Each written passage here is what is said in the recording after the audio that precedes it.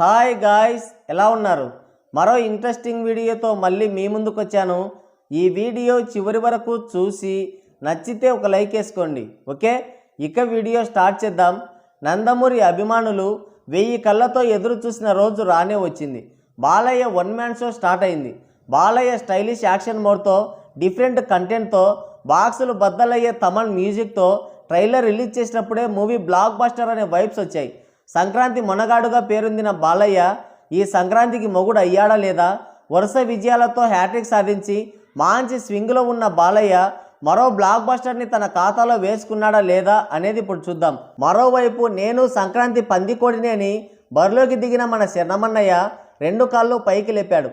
తెలివిగల్ల మొగుడు తేనెకు పోయి ఈగ బుర్రుమంటే ఇంటికి వచ్చాడంట. అట్టనే అయిపోయింది పరిస్థితి. ఒకే దెబ్బకి 2 పిట్టలన్నట్టు ఏకకాలంలో డైరెక్టర్ని, ప్రొడ్యూసర్లని నేల నాకించాడు. మరోవైపు ఫేకుడు పోస్టర్లతో టాలీవుడ్ పరువుని మూసీ నదిలో కలిపాడు. సంవత్సరం మొదట్లోనే 10 ఏళ్లకి సరిపడేలా పంగనామాలు పెట్టాడు. ఇది డాకు మహారాజ్ మూవీ రివ్యూ కదా, మరి మధ్యలో శరణమన్నయ్య ఎందుకు వచ్చాడు అనే డౌట్ మీకు వచ్చి ఉంటుంది. ఎందుకంటే డాకు మహారాజ్ మూవీకి బ్లాక్ బస్టర్ టాక్ ఇచ్చేశారు మన ట్రేడ్ పండితులు. సినిమా చూసి తొడలు వాచిపోయేలా కొట్టుకుంటూ బయటకు వచ్చారంట. ఈ సంక్రాంతికి బాలయ్యని ఆపేవాడే లేడని జై బాలయ్య అని అరుస్తున్నారు.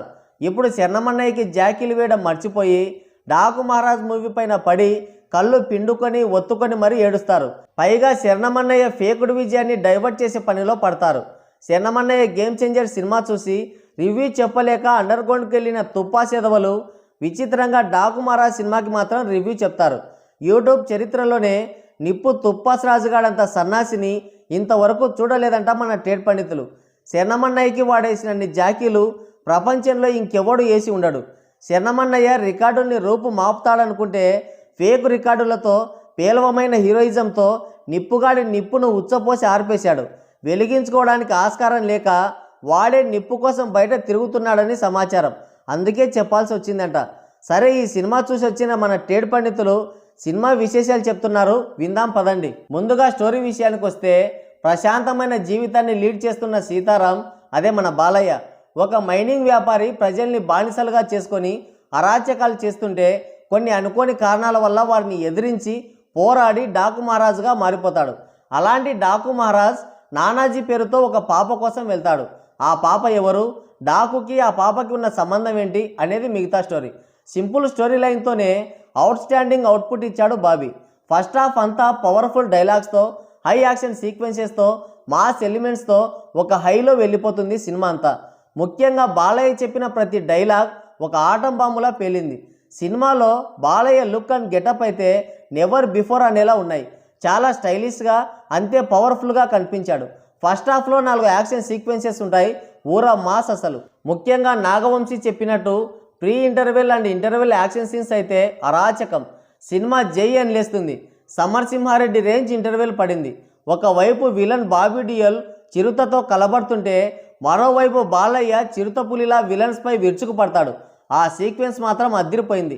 ఇంకొంచెం సేపు ఉంటే బాగుండేదే అనిపించింది. మొత్తానికైతే ఇంటర్వెల్ ఇచ్చిన హైతో మన ట్రేడ్ పండితులు ఈలలు కేకలు వేసుకుంటూ వెళ్ళి టీ తాగొచ్చి మళ్ళీ కూర్చుంటారు. ఇక సెకండ్ హాఫ్లో Daaku character flash back start అవుతుంది. సీతారాం డాకు మహారాజుగా ఎలా మారాడు అనేది చాలా కన్వీనియన్స్గా చూపించారు. ఫ్లాష్ బ్యాక్లో సింగిల్ ఫైట్ ఉంటుంది అండ్ సింగిల్ డైలాగ్ ఉంటుంది, కానీ అవి 2 నెక్స్ట్ లెవెల్లో ఉన్నాయి. ఒక్క ఫైట్తోనే డాకు క్యారెక్టర్ ఎంత పవర్ఫుల్ అనేది చూపించారు. సింగిల్ డైలాగ్తోనే విజిల్స్ వేయించారు. నిజంగా డైలాగ్ రైటర్ సాయి మాధవ్ బుర్రా గారు నిజంగానే బుర్ర పెట్టి రాశారనిపించిందంట మన ట్రేడ్ పండితులకి. ఒక క్లైమాక్స్ ఫైట్ మాత్రం కొంచెం డిసప్పాయింట్ చేస్తుంది. ఫైట్ బాగుంది, కానీ ఏదో అర్జెంట్ పని ఉన్నట్లు చుట్టేశాడు బాబీ. అది కొంచెం చూసుకొని ఉంటే బాగుండేది. ఇక మిగతాదంతా సూపర్ ఉంది. ఇక పర్ఫార్మెన్స్ విషయానికి వస్తే బాలయ్య ఇరగదీశాడు. విజిల్స్ వేసినా చప్పట్లు కొట్టినా తక్కువే. ఎంతైనా యాక్టింగ్ కింగ్ కదా. ఆయన పలికే కొన్ని డైలాగ్స్కి లేచి తొడగొట్టారంట మన ట్రేడ్ పండితులు. ఆ రేంజ్ పర్ఫార్మెన్స్ ఇచ్చాడు. ఇంకోటి, మొన్నటి వరకు బాలయ్య నువ్వు చేసే తప్పు, ఒక ఎమ్మెల్యే అయ్యిండి ఇలాంటి పనులు చేయొచ్చా, నీకు బుద్ధుందా, బుర్రుందా అని అన్యం పుణ్యం వెరగని అమాయకులంతా ఐటమ్ సాంగ్ అంటే ఎలా ఉంటుందో కూడా చూడని పతివ్రతలంతా దబిడి దిబిడి సాంగ్ని అడ్డం పెట్టుకొని తెగ పత్తిత్తు మాటలు చెప్పారు. కానీ సినిమాకి అదే హైలైట్ అయింది. తమన్ మ్యూజిక్కి బాలయ్య మాస్టెప్పులు తోడై ఊర్వశి రౌతేల అందాలతో మరింత కలర్ఫుల్గా కనిపించింది సాంగ్. ఈ సాంగ్ వచ్చినప్పుడు సీట్లో కూర్చోలేరు. ఫ్యాన్స్ మాత్రం తెగ ఎంజాయ్ చేస్తున్నారు. అందులో బాలయ్య క్యాస్ట్యూమ్స్ కూడా అదిరిపోయాయి. ఇక ఊర్వశి రౌడేలకి ఉన్నంతలో మంచి క్యారెక్టరే పడింది. మెయిన్ విలన్ బాబీ డియోల్కి స్కోప్ తగ్గించి మిగిలిన విలన్స్కి హై ఇచ్చారు. యాక్టింగ్ స్కోప్ కూడా ఇచ్చారు. కానీ బాబీ డియోల్కి మాత్రం యాక్టింగ్ స్కోప్ ఇవ్వలేదు. దీనివల్ల లాస్ట్లో వచ్చే ఫైట్ అంత డెప్త్ ఎమోషన్ కనబడదు. ఇక మిగిలిన వాళ్ళు కూడా వాళ్ళ పరిధి మేరకు బాగానే యాక్ట్ చేశారు. ఇక తమన్ ఏం చెప్పాలి, హ్యాట్స్ ఆఫ్ చెప్పాలంతే. బాలయ్య సైలెంట్ హీరోయిజంని వైలెంట్గా బీజిఎంతోనే ఎలివేట్ చేశాడు. ఆ బీజిఎంకే పూనకాలు వచ్చాయి. సినిమా డౌన్ అవుతుంది అన్న ప్రతి చోట బీజిఎంతోనే పైకి లేపాడు. బాలయ్య అంటేనే ఎందుకో తమ్మనికి ఎక్కడ లేని ఉత్సాహం వస్తుంది. ఎందుకో మరి. మొత్తానికైతే డాకు మహారాజ్ ఒక ఫుల్ ఫ్లెడ్జ్డ్ మాస్ సీక్వెన్స్తో రన్ అవుతూనే ఫ్యామిలీ ఎమోషన్స్ని కూడా బిల్డ్ చేస్తూ వెళ్ళింది. పెట్టిన టికెట్ డబ్బులకి వర్త్ వాచ్ అని చెప్తున్నారు మన ట్రేడ్ పండితులు. చిట్ట చివరగా ట్రోలర్స్కి పెద్ద రాడ్డు పెట్టాడు. మరి డాకు మహారాజ్ సినిమా గురించి మీరేమనుకుంటున్నారో మీ అమూల్యమైన అభిప్రాయాన్ని కింద కామెంట్ సెక్షన్లో కామెంట్ చేయండి. సో గాయ్స్, ఇది వీడియో. మరోసారి మరో ఇంట్రెస్టింగ్ వీడియోతో మళ్ళీ కలుద్దాం. Thank you, take care, bye bye.